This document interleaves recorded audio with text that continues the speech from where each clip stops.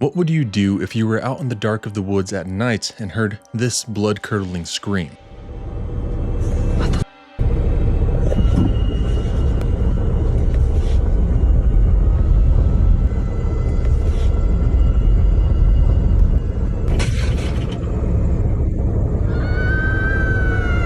Oh my god, no.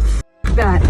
This is the type of sound that is said to come from the Alabama White Thang. It's a huge, powerful beast that seems to have multiple appearances depending on who you ask, and is one of the cryptids that I have found exceptionally difficult to research. In every article, blog, story, and video, I was always left wondering about some other aspect about what it is, what it does, how it acts, and there doesn't seem to be one place to have a one-stop shop to get all things Alabama White Thang. So today I'll be giving you everything I've found. So buckle up, Buttercup, because today on Adventure Explore Discover, we are looking into the Alabama White Thang.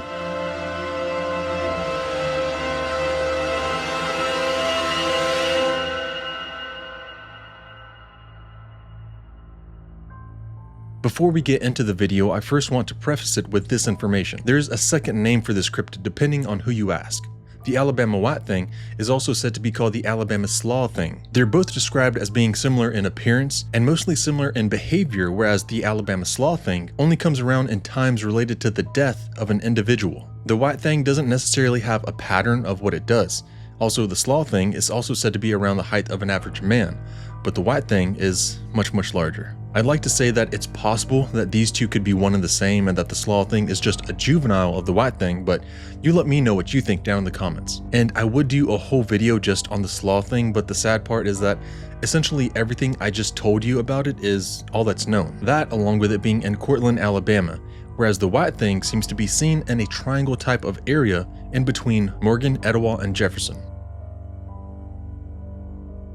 The first known account of the White Thang is in the 1940s, and while many speculate as to what it is, we truly have no idea where it originated. There's a portion of believers that claim it is an albino Bigfoot or Sasquatch, which does make a lot of sense. With these bipedal creatures having been seen all over the country, it would make sense that one would turn up albino. However, that theory tends to run into some speed bumps when we see the physical appearance, and we'll get into that later. But aside from albino Bigfoots, there's those that believe it isn't anything special at all, and just a deformed creature or pet that had gotten loose and's been wandering the woods ever since. Well, sadly, this theory also falls flat since the first known sighting and the most recent sighting are nearly 80 years apart. Either this is a brand new species with an incredible lifespan, it's reproducing and offspring are also all white, or the third most popular belief. The possibility that this is a guardian spirit over the forest is also a somewhat unique yet not unique take on the Alabama White Thang. After all, some of the Native Americans that lived in Alabama, like the Cherokee, had legends of Jolkalu, which was a spiritual creature that was said to live throughout a large area in the southeast. They're typically depicted like a Bigfoot, but considering this creature also took a Cherokee girl as a wife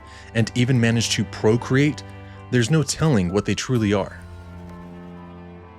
But just to name a few more, the Creek also lived in Alabama and had legends of what was called the Kolowa. This word was first found difficult to translate, but modern day explanations of what it means was gorilla. And what makes this so incredible is that these people lived in an area during a time where the gorilla was not known to exist. The gorilla was discovered around 1847, and during the years of 1831 and 1850 was the Trail of Tears. So most of them, if not all of them, were already pushed out of their home.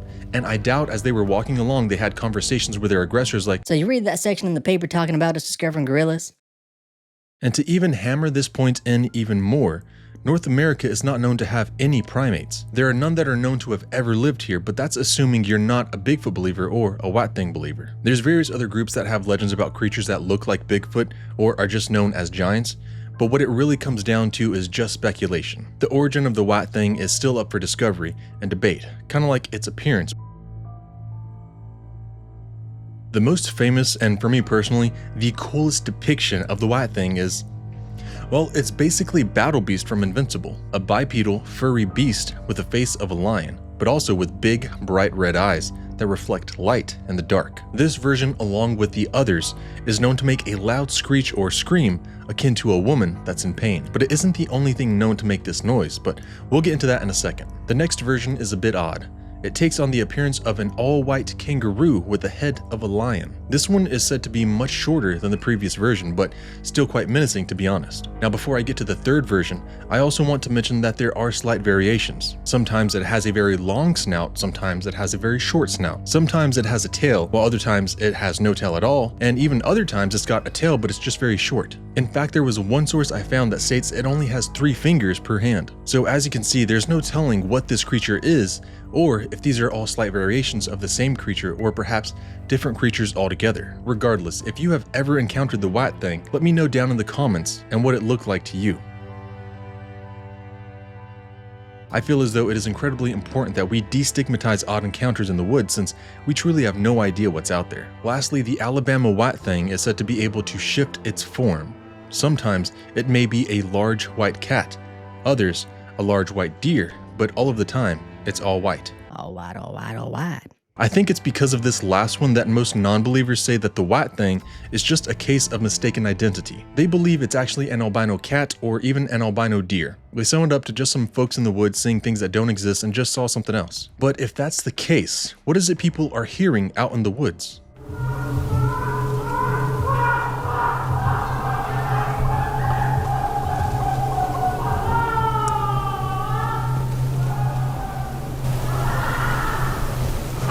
I don't think I'm going to be getting much sleep. Sound, for me in particular, is one of those fickle things that is really impossible to say whether or not something is real or fake. I just recently learned that the Godzilla roar was actually made by having some pine resin on a leather glove and rubbing it up against a double bass and then slowing down the sound. I imagine that was done with some sort of metal being flexed or bent, but I was way off. And the only reason I'm going on about Godzilla's roar is because it sounds so unique and incredible, and it still holds up today. And all you really need is a sticky glove and a bass to make it. So hearing screams in the woods, especially if they're being brought to you by a group or company that has a stake in the final product, should really be scrutinized. But again, with all that being said, we truly don't know if that's what it does or does not do. It could also be a mistaken cougar or bobcat yelling in the woods too.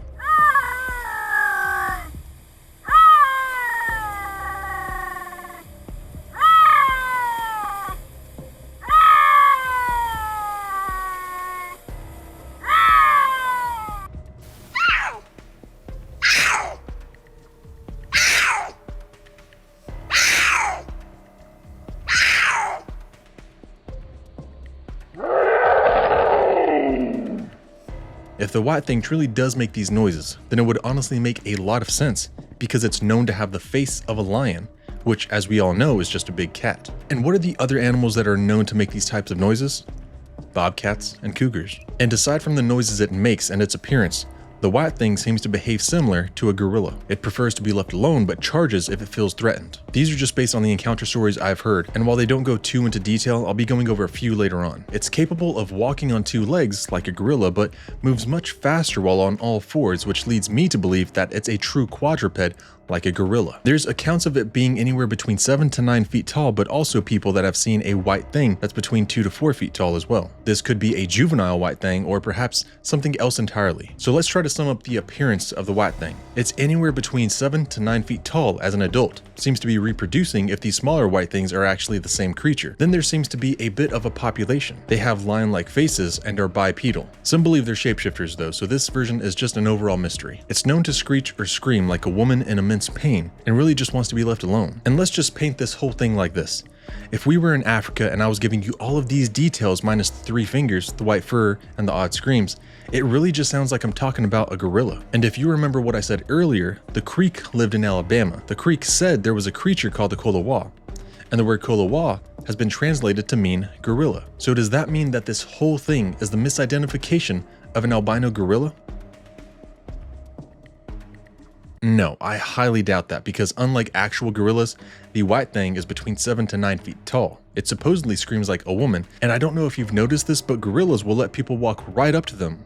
Sometimes. These creatures are not the same at all. What I believe is that the word Kolowa was only translated to mean gorilla because we don't have something that's more closely related to it that we've already discovered. So as an example, imagine you don't know what the color lavender is, and the best way you can describe it is by saying purple. It doesn't mean that it is purple itself, but that's the closest thing you have that you can reference to describe it. What I personally believe is that if the Kolowa, which is essentially a Bigfoot type of monster, is real, then it must be somehow related to the White Thang of Alabama. The only problem is that the Kolowa is said to be extremely violent, and aside from some teenagers being charged and chased away, there's not a whole lot of accounts of it attacking anyone. But we've looked into what it looks like and how it acts for so long, so let's go ahead and move on to encounters, and we'll see what research and investigations are being done to look for the White Thang. In the 1960s, a group of teenagers were camping near Moody's Chapel. As they were settling in for the night, they got into their tents, zipped it up, and went straight to sleep.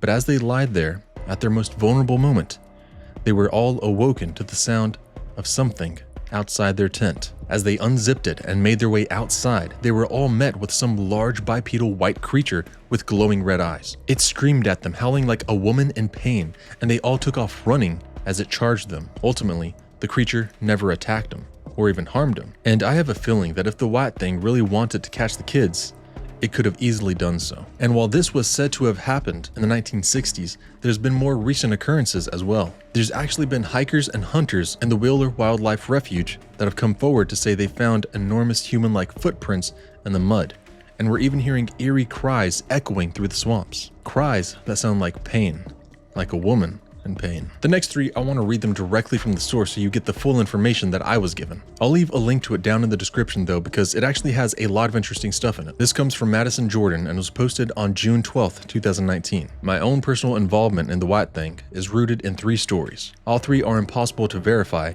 and are rather vague, but happened to 3 different family members. My great-grandmother Howard, who I was fortunate to know for a few years before she passed away while I was young, had an encounter from a distance years ago that she often told my father, grandmother, and uncle about. I think it is essential to note that at this point that I believe the name White Thang likely came from the locals' lack of vocabulary to describe what they were seeing. My great-grandmother saw a big white thing at a distance across a field on a hill on her property. It was standing upright and walked on 2 legs for the brief moment she saw it. It walked over the hill, so she didn't have a long time to observe it. According to other family members, she called it a polar bear. My grandmother remembers telling her once when she told the story, there aren't any polar bears in Alabama. The second story is a bit more exciting and is more like a Sasquatch encounter rather than a White Thang, but I feel it is still pertinent. My great aunt remembers this from when she was a child.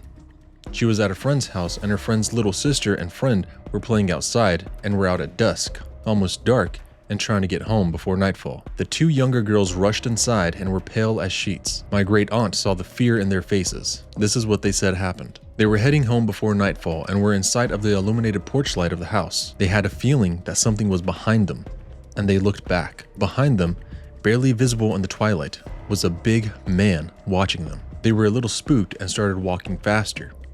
They noticed that whatever it was began to follow them, so they broke into a full run.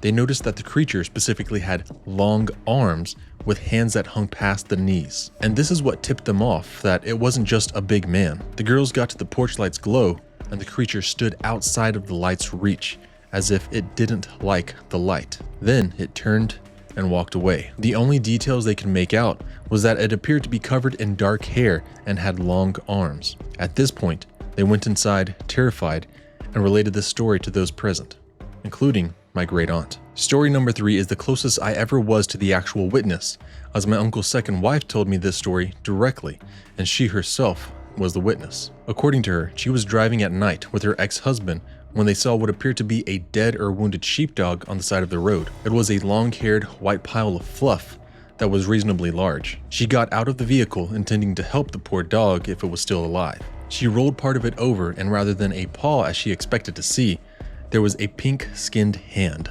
Understandably, she freaked out. She said they then left the scene very quickly.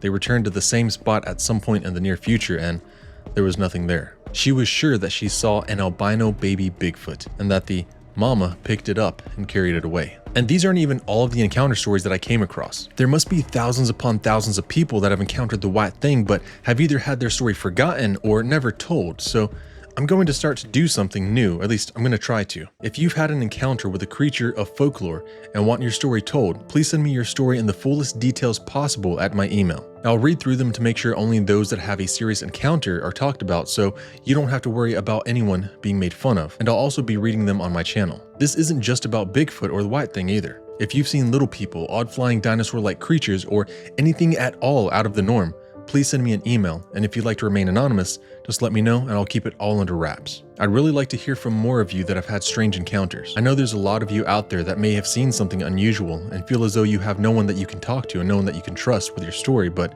I promise you one thing. You give me your story and I'll give you 100% of my respect while telling it. You're not alone. Now, before I get into the investigations that are being done on the Alabama White Thang, I want to mention that there does seem to be some compelling video footage of this creature, but since the description varies, I can't tell if this is the White Thang or a white Bigfoot. There's also the possibility that this could be a hoaxed video, but it seems to have a strange feel to it. Most masks or plastic things tend to be very rigid and are painfully obvious that whatever it is, it's not organic, but I don't know. To me, this just feels real.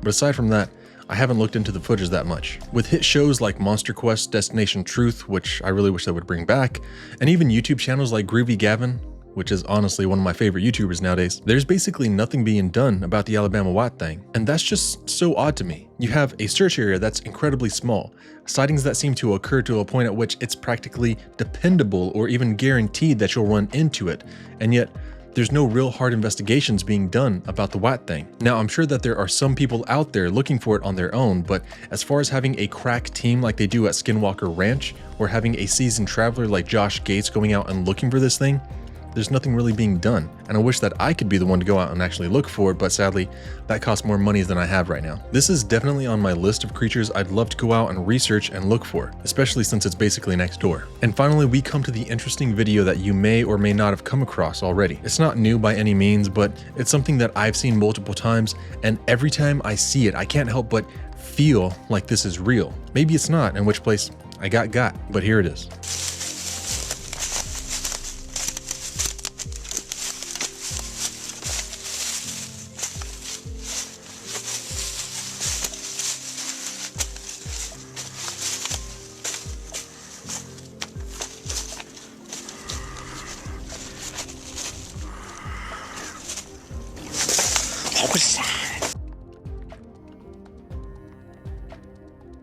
Let me know if you think this video was more proof of the White Thang, or perhaps this was just a Bigfoot, or maybe even a hoax. All I can say for certain is that until I go out and do my own investigations into the Alabama White Thang, it will, for now, remain a mystery. And where mystery lies, adventure awaits. If you like what I do and you want to help support me, then the best way to do that is by joining the community on Patreon. I upload videos early as well as my scripts before the video is even recorded. I post when I can, and it goes a long way in growing the channel. But if you're not into that, then just check out this video that YouTube seems to think you'll love, and I'll see you there.